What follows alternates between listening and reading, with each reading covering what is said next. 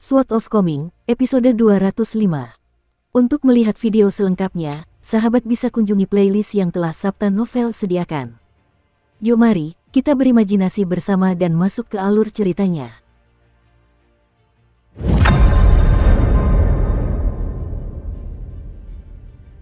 Aura yang tak tertandingi membubung dari tungku pedang di samping sungai Kumis Naga. Suara orang bijak militer menempa besi menggelegar bagai guntur, dan ketika para iblis di sekitarnya mendengar ini, mereka merasa seolah-olah organ dalam mereka akan meledak. Selama beberapa hari terakhir, hampir semua kultivator di prefektur Longquan tanpa sadar mengalihkan perhatian mereka ke bengkel pandai besi di tepi sungai.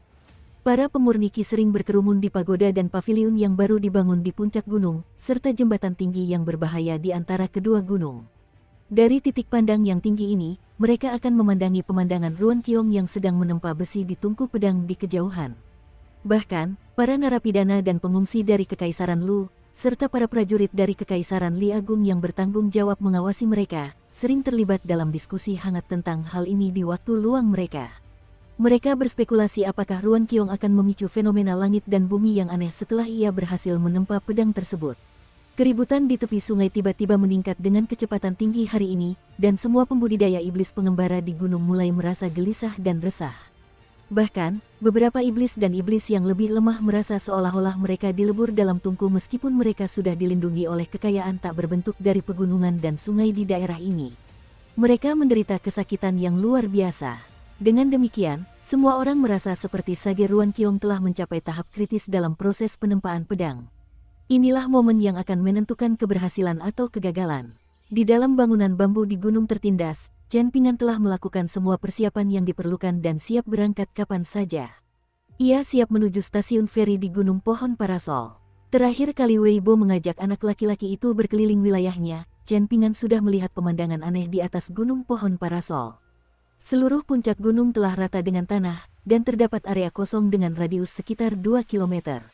Weibo sengaja tidak mengungkapkan semuanya kepada Chen Pingan terakhir kali, dan dia tidak memberitahu Chen Pingan jenis feri apa yang akan digunakan untuk mengangkut para kultivator dalam perjalanan panjang mereka. Ruan Xiu memberinya sekantong kue persik sebagai hadiah perpisahan, dan Chen Pingan tentu saja tidak menolak hadiahnya. Bahkan, belum lama ini, ia juga meminta Weibo untuk mengunjungi Ruan Qiong dan menyampaikan niatnya untuk menghadiahkan gunung kitab suci yang berharga kepadanya. Namun, Weibo kembali ke bangunan bambu dalam keadaan sangat berantakan. Ia memberitahu Chen Pingan bahwa Ruan Qiong telah menghadiahinya 2 kata setelah mendengar usulannya, enyahlah.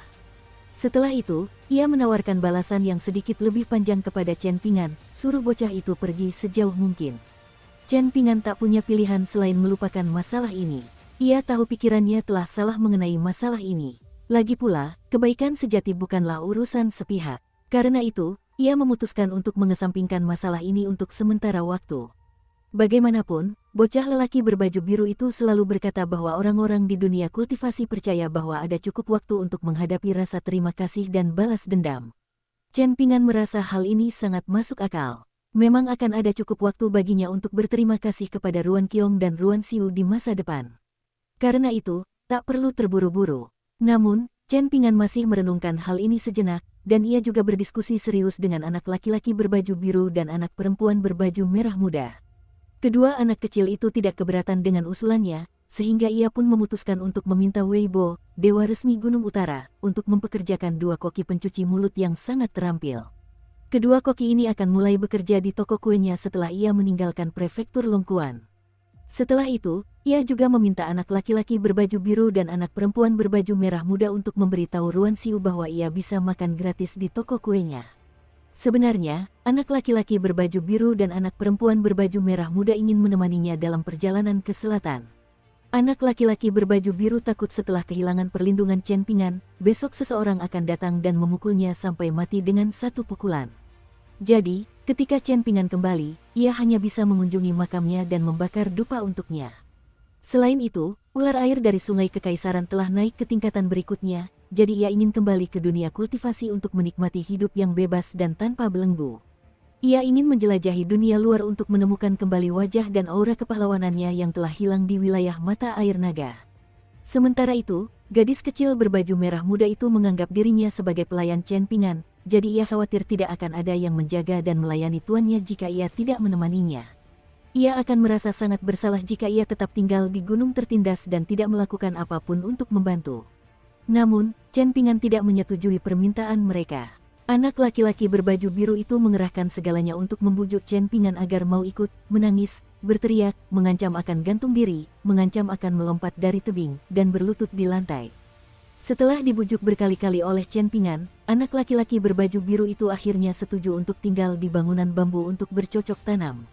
Untungnya, anak laki-laki itu kini memiliki hubungan yang cukup baik dengan ular piton hitam dari Gunung Mejago, sehingga ia sering berlari menghampirinya untuk menyombongkan diri dan berbicara omong kosong.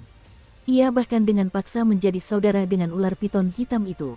Meskipun bocah lelaki berbaju biru itu sangat berbakat, ia sebenarnya masih muda mengingat ia berasal dari golongan naga banjir. Tak hanya itu, ia juga tergolong pemuda yang kurang patuh dan nakal. Ia belum pernah menerima bimbingan atau pendidikan dari guru yang bijaksana sebelumnya, sehingga apa yang disebut kebenaran dunia kultivasi yang ia yakini pun tampak agak kekanak-kanakan dan berubah-ubah bagi gadis kecil berbaju merah muda, seseorang yang telah membaca banyak buku.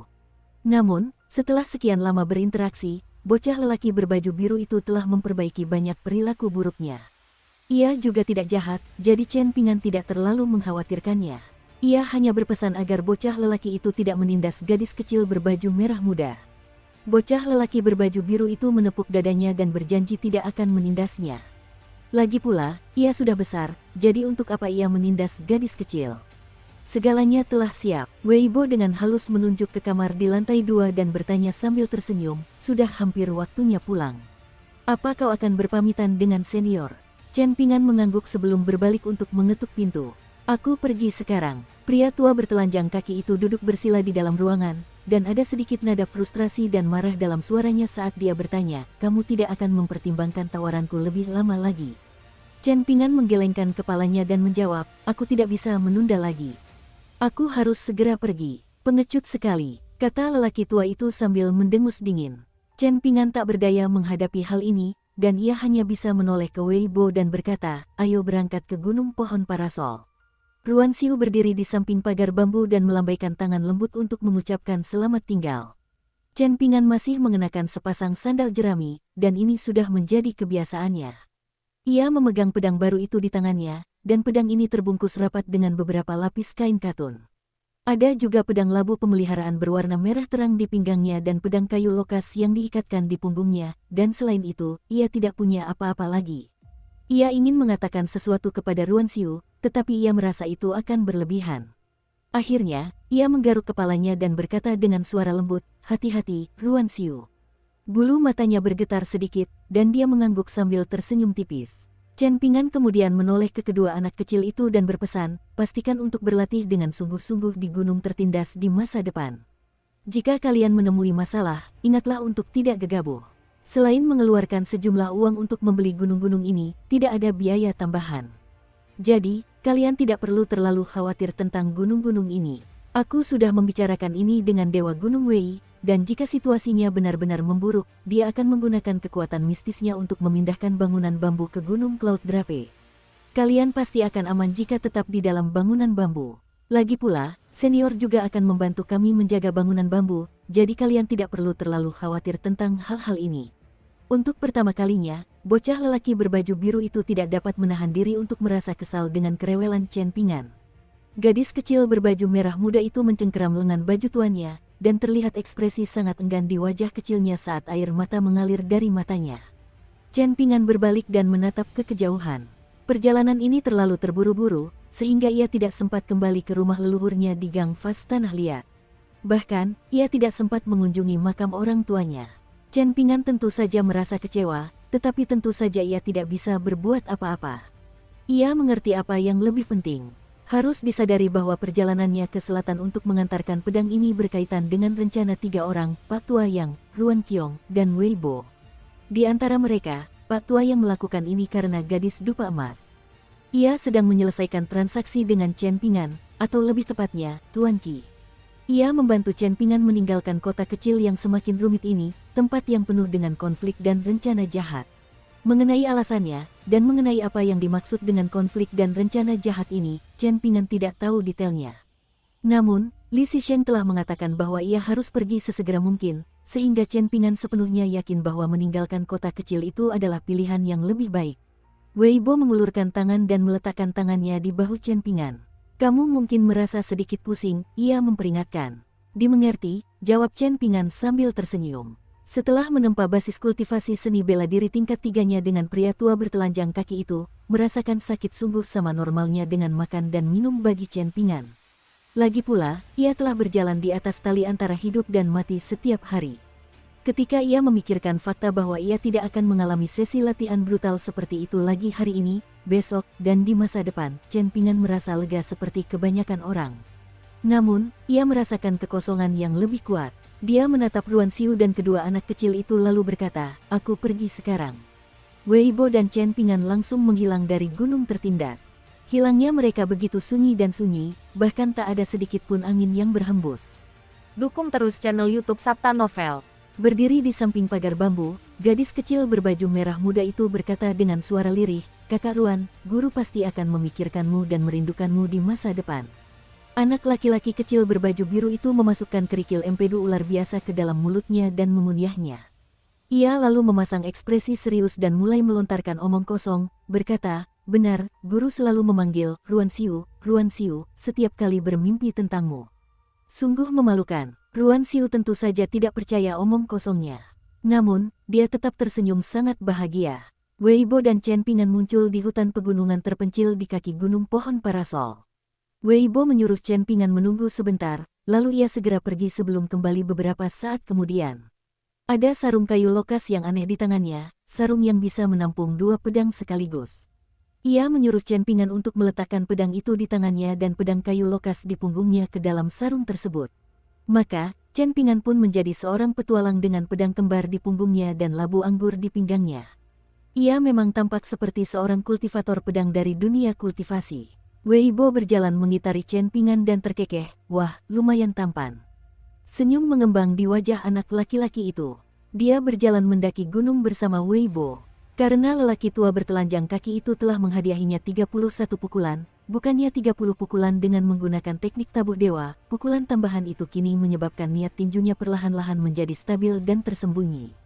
Konsepnya sama seperti pedang yang disarungkan.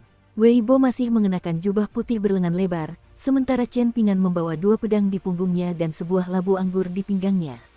Weibo tampak anggun dan halus, sementara Chen Pingan tampak muda dan gagah berani. Chen Pingan mencoba menahan rasa ingin tahunya, tetapi akhirnya menyerah dan bertanya, Weibo, apakah kota kecil itu sangat berbahaya? Weibo mengangguk dan menjawab, coba bayangkan. Banyak naga banjir menyerbu ke dalam kolam kecil sekaligus, jadi ketika mereka mengibaskan ekornya dengan santai, secara alami akan memicu gelombang besar yang menjulang tinggi ke langit. Terlebih lagi, satu gelombang yang menghantam saja sudah cukup kuat untuk menghancurkan seorang penyuling ki di 5 tingkat tengah. Sedangkan untukmu, meskipun kau bukan pusat perhatian utama bagi makhluk-makhluk kuat itu, keberadaanmu di papan Go saja sudah menunjukkan bahwa hidupmu ada di tangan orang lain, betapapun biasa-biasa saja dirimu. Jadi, Pak Tua yang benar saat menyuruhmu segera meninggalkan prefektur mata air naga. Fakta bahwa kau mampu memahami dan menerimanya sungguh luar biasa. Chen Pingan tersenyum dan berkata, aku ingin keluar sebentar untuk menjelajah. Lagi pula, aku juga bisa memanfaatkan kesempatan ini untuk mengembangkan seni bela diriku, dan aku bisa berusaha menemukan pemicu untuk menembus tingkat berikutnya sendirian. Kakek senior di gedung bambu itu masih merajuk. Apa kau menolak tawaran tertentu? Tanya Weibo penasaran. Chen Pingan enggan membahas topik ini. Lagi pula, ini menyangkut urusan pribadi lelaki tua itu. Namun, Weibo memang sibuk membantu beberapa minggu terakhir ini, dan ia juga bersikap terbuka dan jujur kepadanya mengenai hal-hal penting lainnya. Bukan hanya itu, hubungannya dengan Ah Liang juga perlu dipertimbangkan. Karena itu, Chen Pingan bersedia mengungkapkan beberapa informasi yang kurang sensitif. Aku hanya tahu bahwa seorang Taois abadi yang sangat kuat telah tiba di kota kecil ini.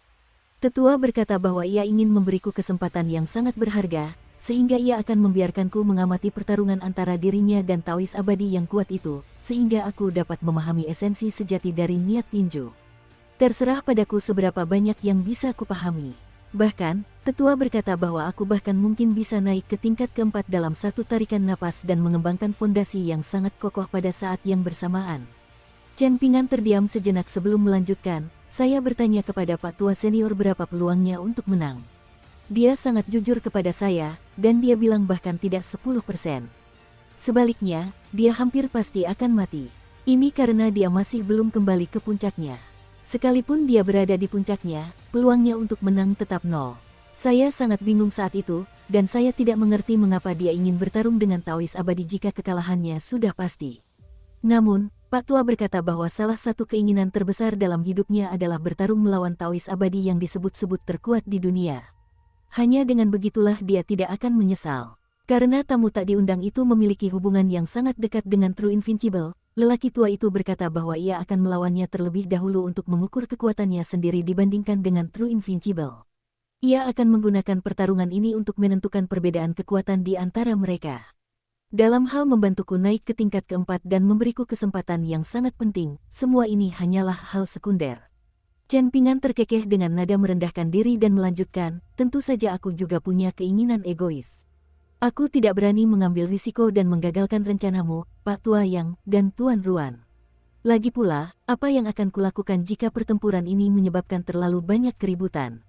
Jadi, aku langsung menyampaikan pikiran-pikiran ini kepada Pak Tua Senior. Ia marah setelah mendengar ini, tetapi ia tidak menghukumku sama sekali. Ia hanya memarahiku dan mengatakan bahwa keberanianku bahkan lebih kecil dari sebutir beras. Dia terus memarahiku, dan aku terus membujuknya. Aku bilang, apapun yang terjadi, dia harus menunggu sampai kembali ke puncak kekuatannya sebelum bertarung. Menunggu lebih lama tidak ada salahnya. Kalau tidak, dia tidak akan bisa bertarung sepuasnya. Si tua senior jelas terbujuk oleh hal ini. Meskipun tidak mengatakan apa-apa, kemungkinan besar dia setuju bahwa akan mengecewakan jika dia tidak bisa bertarung dengan kekuatan penuhnya. Karena itu, dia akhirnya membatalkan rencananya untuk menantang Taois abadi. Namun, dia masih kesal padaku. Kau juga melihatnya saat kau di gedung bambu dulu. Dia masih sedikit marah. Chen Ping'an tiba-tiba tersenyum penuh arti dan berkata, faktanya, kakek tua juga terkadang bersikap kekanak-kanakan. Weibo menyeka keringat dingin di dahinya. Jika lelaki tua bertelanjang kaki dan pendeta Tao muda itu benar-benar bertarung, semuanya pasti akan kacau balau. Untungnya, Chen Ping'an tidak tergoda untuk naik ke tingkat keempat. Kalau tidak, Weibo bisa membayangkan hasilnya bahkan jika ia menggunakan pantatnya untuk berpikir. Pria tua itu pasti sudah mati tanpa penyesalan. Namun, dunia kecil permata yang hancur pasti akan terguncang hingga ke akar-akarnya dan mengungkap banyak rahasia tersembunyi. Akan terjadi pembantaian berdarah setelahnya, dan banyak kultivator kuat akan berusaha memanfaatkan kekacauan ini untuk mendapatkan keuntungan. Sebagai langkah pertama, dalam permainan Go ini, Chen Ping'an pasti akan mengalami nasib yang menyedihkan. Adapun Weibo, guru kekaisaran Cui Chan, Ruan Qiong, Xie Xi, Cao Xi, Suruo, Cheng Suidong, dan sebagainya, tak satu pun dari mereka akan mampu lolos. Mereka semua akan terjerumus dalam kekacauan, dan mereka semua akan kehilangan kendali atas nasib mereka sendiri. Bahkan, mereka akan menjadi seperti Chen Ping'an, seseorang yang hanya bisa mengandalkan keberuntungan dan mendengarkan kehendak langit.